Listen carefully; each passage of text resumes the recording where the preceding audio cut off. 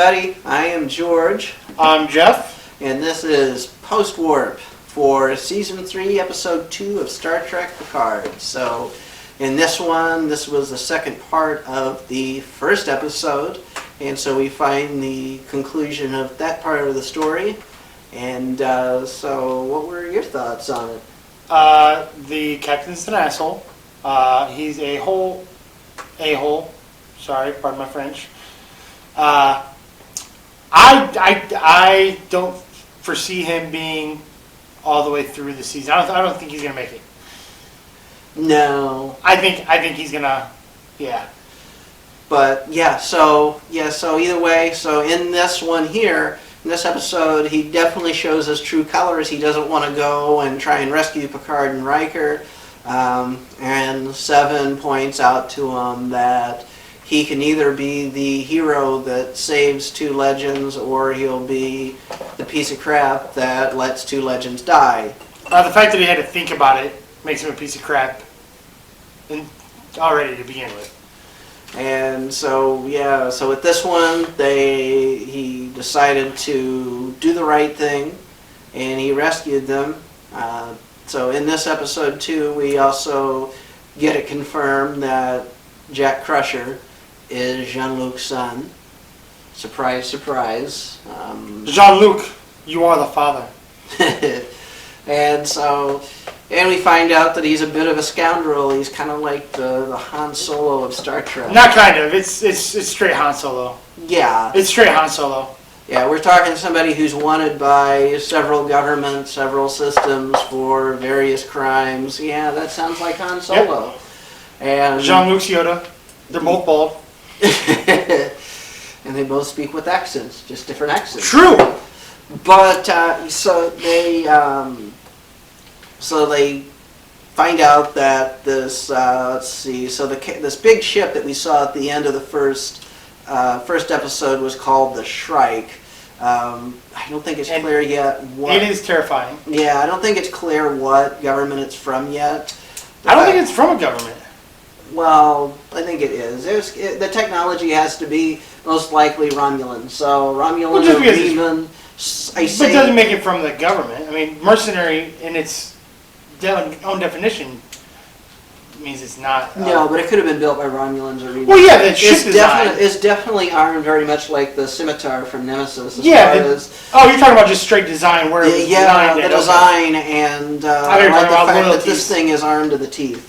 Yeah. Like this thing flat out is death flying through space. Like if you are being hunted by this thing, which these guys It's a planet killer. I don't know if it'll kill a planet. Well, it could. I think it's got enough weapons that can take out. It yeeted a ship at another ship. Yeah. Literally. It threw a ship like a baseball, like whole ass, woo, boom. Yeah, just throws this thing right at the Titan. So with accuracy. Yes. And enough force to go through the shields and breach the hull. Yeah, so I'm checking right now to see if at this point the IMDb is going to tell us who played the captain of the Shrike. I don't think it's saying it. Cheers. So yeah, the only drawback is we're doing this right after we watched it. She's the bartender / waitress in Cheers. Yeah, but I'm checking for the actual actress's name. No, the character's name to see if. I don't think there was a name. I think she introduced herself. I'd have to rewatch it. I'd have to look. Hold on, let's find out.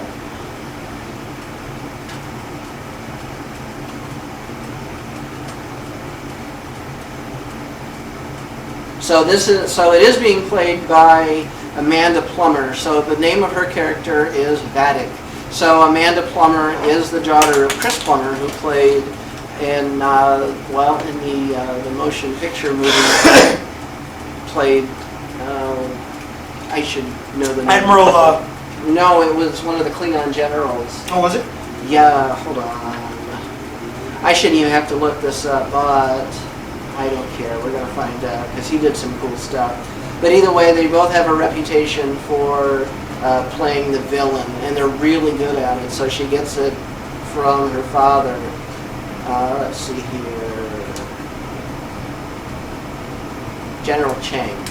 That was his name. So, yeah, so we got an actress that is coming from, you know, a well-known actor that's already established as a big-time villain. So if you're North Korea in Star Trek, basically. But as far as I can tell, she's not actually Klingon. Let's see. Father She's Klingon. so it's not everything I'm reading now, and maybe if one of you finds this information that I'm not.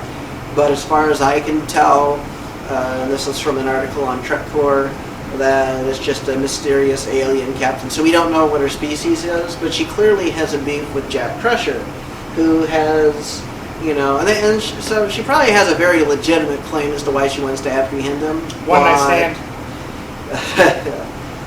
Yeah, he does strike me as a type that might have done that. She got crushed. But either way, yeah, so we go and find out that, so Captain Picard, or Admiral Picard rather, commandeers the ship, takes advantage of his rank because Captain Shaw wanted to be a coward and run. He just wanted to give in to the demands. He tries to play it off like he's doing it because of the Starfleet order or command, where if you are outside of Starfleet space, the first and only thing that matters is the safety of your crew. Yeah, so I thought it was really interesting that he said that to Picard and knew better than to say that to Seven, who was known for being out on a Federation ship in a part of the galaxy that the Federation did not operate anywhere near, you know, the Delta Quadrant. And so, yeah, like he couldn't have just told her that, you know, we're just going to run and turn tail and stuff, because that... She might have just punched his head off. She might have. I think that would have been the moment of mutiny. Like, it really looked like... I think that would have been the moment of murder. Yeah, like, but either way, like, I'm shocked that she did, like, she had that look on her face. And I think he knew. I think part of him knew if he pushed it too hard, or if he didn't at least make the effort to save them, whether it be, oops, I'm late, oh. Yeah, so it's like, so picture you're Captain A-hole, and you just had to dismiss of all duties as first officer your ex-board. Yeah, first of all, I'm not dumb enough to dismiss a board. You know, and now, and right now you've got a retired, albeit outranking officer that can literally just tell you to go screw yourself no matter what. He also has a captain who is of the same rank, just without his ship. That has way more experience and has no... Who has seniority and absolute authority, I would consider, as far as the hierarchy would go, over him. Yeah, like literally Riker like is way more connected within Starfleet than Captain Shaw, and it shows. Well, even just by regulation alone, Riker has been a captain of far more venerable and established ships for a far longer duration of time. This is his first captaincy, right? They say when he... I think so. I think he says he's not going to screw up his first captaincy. Yeah, like he... Or let them screw up his first ship. Yeah, and it's like, and he's already doing it because he isn't really Starfleet material. He's one of those people that faked it till they made it. He's the kid that became a cop because he was bullied when he was younger, and now he's a fucking asshole to everybody. Yeah. Because he's got a badge and a gun. And I'm not saying all cops are like that at all, but there are definitely a few. They're the minority, but there are a few that, well, oh yeah, they got the Napoleon complex. But yeah, and that's the problem that we see with Captain Shaw. He's not a nice guy. He's not a good person. He doesn't really like. He was willing to just let those legends die, and because he was terrified of losing his life. No, I think it's more so because he's got these legends that have already shown him up and pulled his crew away from him and against him, and now he feels that he's got to even more so pull his dick out and say, no, I'm in charge. Yeah, like, and I think that's what's killing him is because he's clearly lost control of his ship. He lost it the moment that he chose not to. Yeah, because he was given the opportunity to work with them and help them out, and it was, and it's like Picard and Riker weren't asking him anything that would have really put him in that much trouble if they would have just done it the way they asked him. Like, And they weren't trying to get Shaw in trouble. They just needed a And what are you going to do? Are you gonna work with the arguably two most decorated and legendary Starfleet officers in your lifetime that will ever be in your lifetime, or are you going to go against them, just knowing their background and what they have done, to bet against those odds? Me is like, so he's already in the first episode we saw he was clearly willing to throw them into like bunk beds like they're cadets. Yeah. Like people who are way more experienced, way better officers than he'll ever That's be. because he's a narcissist. Yeah, and he just threw them in there. Oh, well, that's all we could do on such short notice. But it's now this time he was willing to let them die, so it's very obvious he doesn't really care. Like, to him, these are people that he read about and thought, you know, went to school, learned, you know. A lot more so than that. These are these legends that he read about and he heard so much about and that he was excited to meet in the beginning, and then once they very much so said, "You're so insignificant, we don't care what you say, we're going to do it anyways." I think he distrusted them from the start because he wasn't sure about like why this surprise inspection. Oh, I definitely think he distrusted them, but I still think that he had some sort of admiration or at least understanding and I think the only reason that he didn't protest with Starfleet the inspection was because he just probably genuinely wanted to know, why does Admiral Picard and Captain Riker want to come aboard my ship? I'm not a flagship officer. This isn't, you know, this may be a new ship in the fleet, but the Titan A is not anywhere near the flagship. yeah. It's just another ship. There's nothing special about this ship other than the fact that it's a new class. And yeah, so anyway, so it's an exploration vessel, and that's really important to know. It's not a combat ship. It's an exploration vessel, just like the original Constitution. It's a vagina being driven by a vagina. And yeah, and so at any rate, so they still go head to head with the Shrike. And yeah, that was one of those things that I thought. I wouldn't call that head to head. I'd call that more like asked him. Yeah. They get tractor beamed like a mother, like stuck. Yeah, like the Shrike literally just did a Hulk smash in Star Trek style. Like yeah. They used the Green Lantern's ring and like threw a ship at the them. ship. And they're just like, well, I can't say that I wouldn't be standing there like, is that a... Wait, that's going the wrong... Did he just... Yeah, because it's like, right after that, Picard, like, didn't even complete his sentence. He was like, did they just... And then another person... Yeah, they threw a ship at us. Yeah, and it's like... Yeah, and so right after that, that's when the genius of Ensign LaForge comes out, where she's like, yeah, if there's anything my dad taught me, it was that any law of physics can be broken. And just reversing the tractor beam to make it a repulsor beam. Yep. That's how they swung it around. But the fact that they were able to just swing that around and do it on the fly, like, that was impressive. Yeah. It's like they got a guy in a suit that's like, yeah. Well, it's like they got Green Lantern's ring. Fist, throw, Hulk smash. So that was one. So we're definitely seeing things we've not seen in Star Trek before. So as I want to see them yeet somebody through space. That would be hilarious. First they airlock you, then they throw you with their giant tractor beam hand. So yeah, but anyway, towards the end of the episode, and so that's just the part where Picard was like, we've got Raffi. She's going and doing her own thing, and she found out that Starfleet Command has discontinued the investigation for some reason. Right when she finds out information. Right when she finds out that they can find out what's going on. So this ties back into what Crusher said, don't trust Starfleet, because like Crusher knew that Starfleet was in on this. There's a reason why Big Brother's always watching.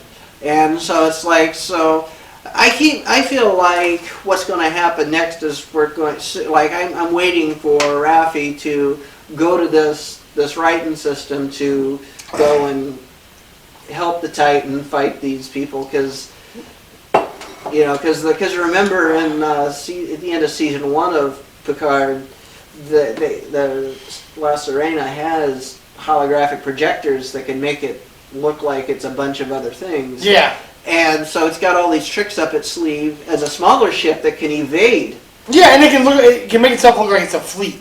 So yeah, so I mean, like at some point in time, I'm expecting the La Sirena to fly in and do some really cool stuff to help out Picard. But I'm also expecting this season, and they owe us this explanation. So at the end of season 2, the La Sirena, it was just implied that the La Sirena became that Borg ship.